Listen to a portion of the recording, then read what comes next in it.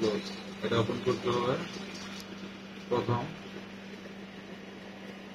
PM.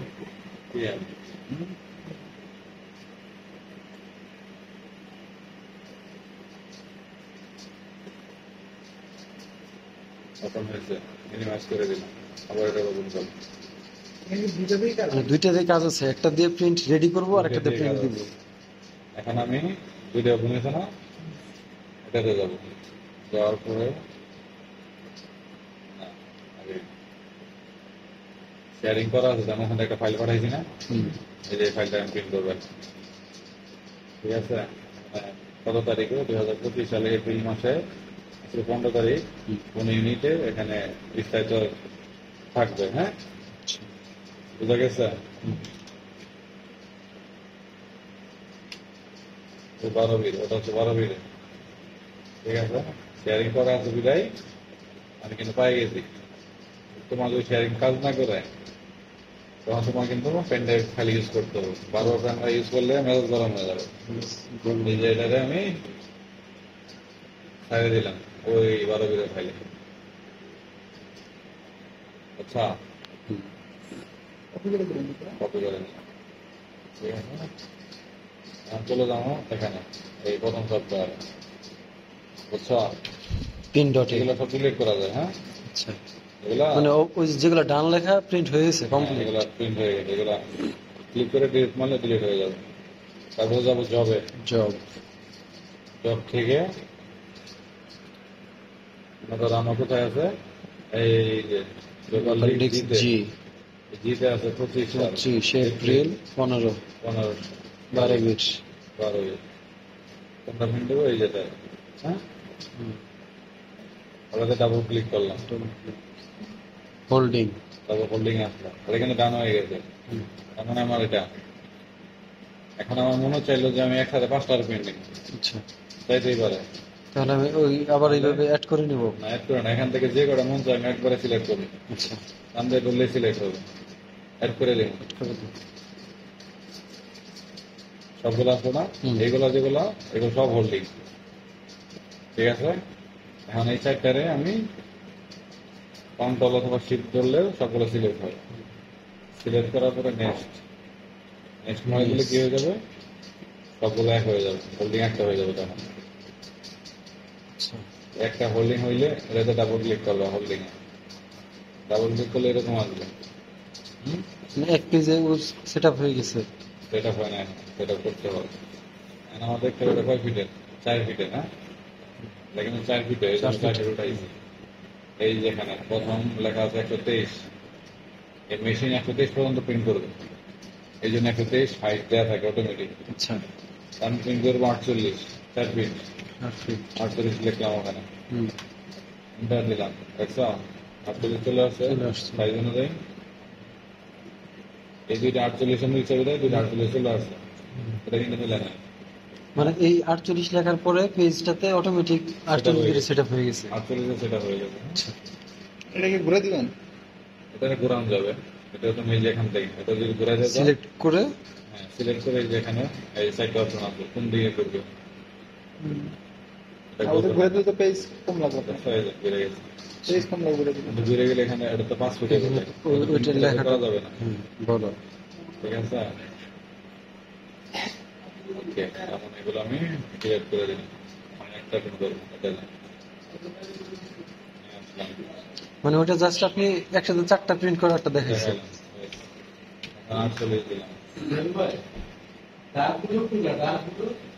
ডাকগুলো জানি না, ওনারা দিতে বলেন, আমি চিনি না। ঠিক আছে, 48 সেটা হয়েছে। এখন উপরে দিলেন 48, নিচে যে 47। এটা আমি একটা অন্য একটা কারণে দিচ্ছি। এটা কি আমি না দিলে সমস্যা আছে? এটা তোমার না দিলে সমস্যা। আচ্ছা, ঠিক আছে,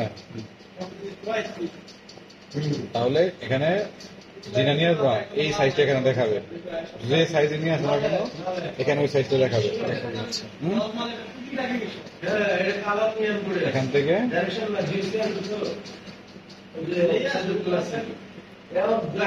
সেন্ড করে দিবা, কি করবা, সেন্ডে ক্লিক করবা। আবার নিয়ে গেল কোথায়, এখানে নিয়ে গেল, কোথায় আমি সেভ করব?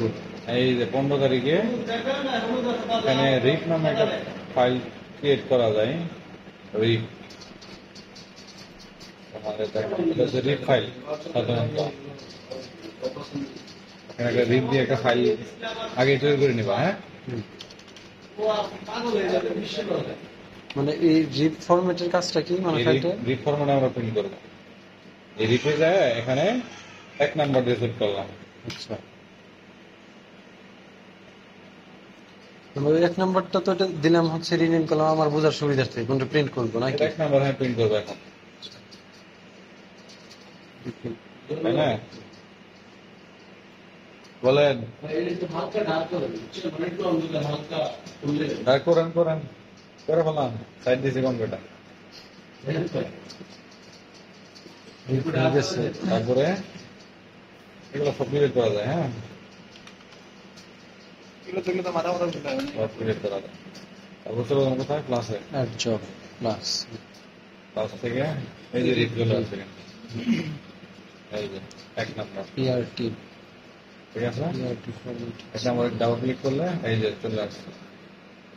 এখন আমার দিতে হবে স্কেল, কত থেকে প্রিন্ট করতে হবে, লিখতে হবে 1.5 ইঞ্চি। আমি এখান থেকে 84.5 বা 85 দিলেও চলবে। হ্যাঁ, 84.5 বা 85 এখান থেকে সে প্রিন্ট শুরু করবে। ঠিক আছে, 84 দিলাম, সমস্যা নেই। ওই পাশে সমস্যা নেই, ওদিকে সমস্যা নাই, ঠিক আছে। আমি এখানে 84.5 দিয়ে দিলাম। কোথায় দিলাম? এই জায়গায় একদম 5 দিয়ে এটারে ক্লিক করে তাহলে আমি প্রিন্ট, ওইখান থেকে যেখানে প্রিন্ট করি না কেন ওই মাপটা আমার দেখে আসতে হবে। এখানে একটা প্রথম দিকে আসতে হবে। ঠিক আছে?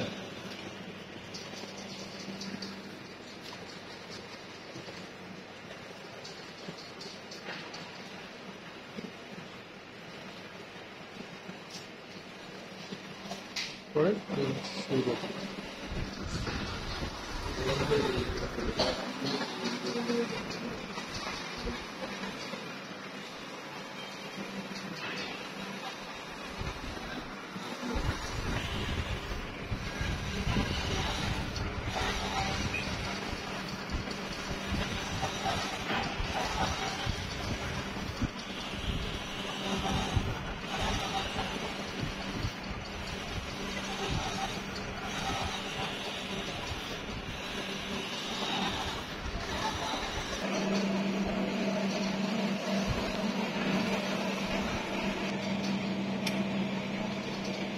দেখছো?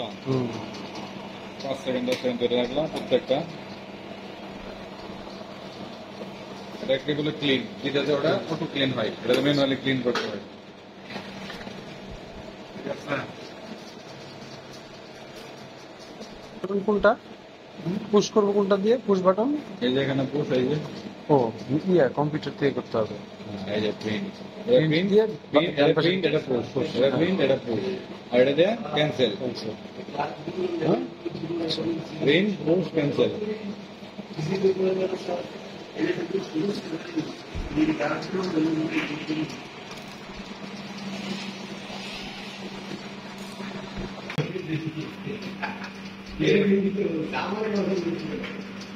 ফ্যানটা সব সময় ধুয়ে রাখতে হবে।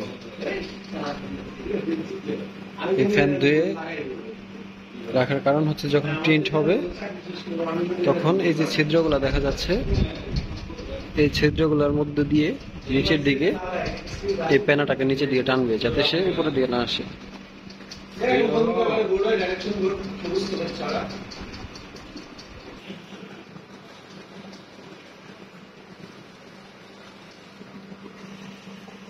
কালি বাড়ানো কমানোর জন্য 3 পাস বা 2 পাস বা 4 পাস পর্যন্ত ইউজ করতে পারি, কিন্তু নর্মালি আমরা 2 পাস ইউজ করব।